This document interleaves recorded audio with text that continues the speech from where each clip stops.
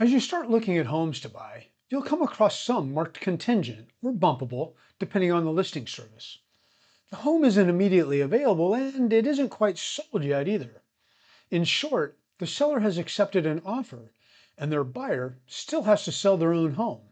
So to some degree, that home is still in play. When you're selling one home and buying another at the same time, you may be the buyer behind that contingent or bumpable label. So before you're in that status yourself, it's worth understanding the structure that governs it, while there's nothing at stake. I'm Jefferson Akin, a managing broker with Castle Homes Northwest, and coordinating these contingent purchases for Clark and Cowlitz County homeowners is the work I do every week. The bump clause is at the heart of it, and once you see how it works, its mechanics become manageable. First, let's separate two words that tend to get blurred together: bump status and bump clause. They sound like the same thing, but they're not. Let's start with the situation. You need the equity from your current home to buy your next one. So you make an offer on your next home before your current home has a buyer under contract. To do that, your offer carries a contingency tied to the sale of your home. A seller who accepts that offer agrees to wait on a sale that hasn't happened yet. And in exchange, they keep the right to continue marketing their property and entertain competing offers. Bump status is the condition. It describes the state your purchase is in during that stretch. You're under contract, but the seller's home is still active and still open to other buyers.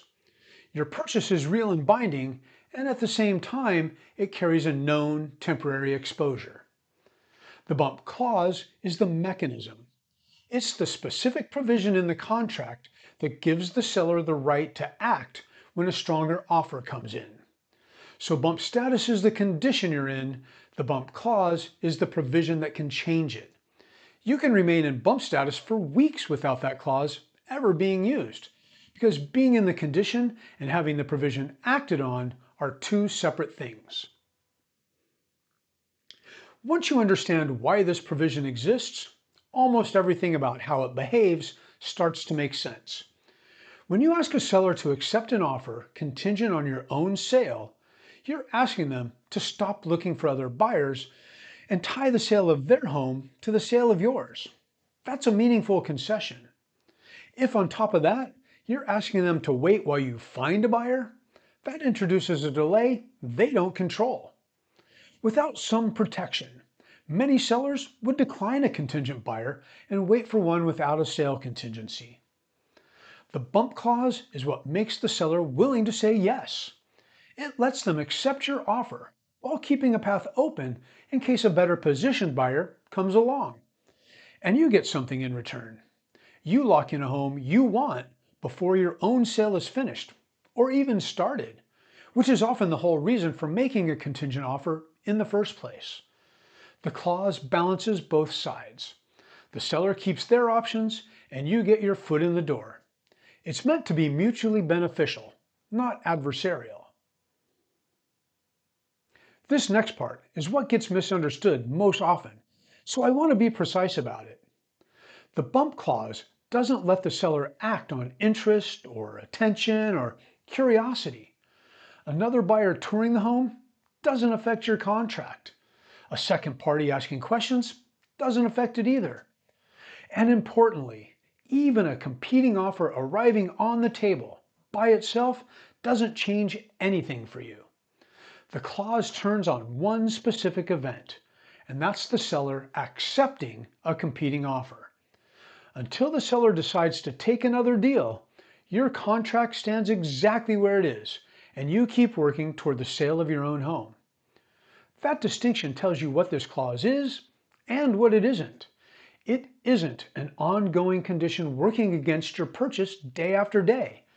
It's a defined provision that activates at a single identifiable moment, and only by the seller's own decision. Bump status isn't permanent, and knowing where it begins and ends is part of understanding the whole structure.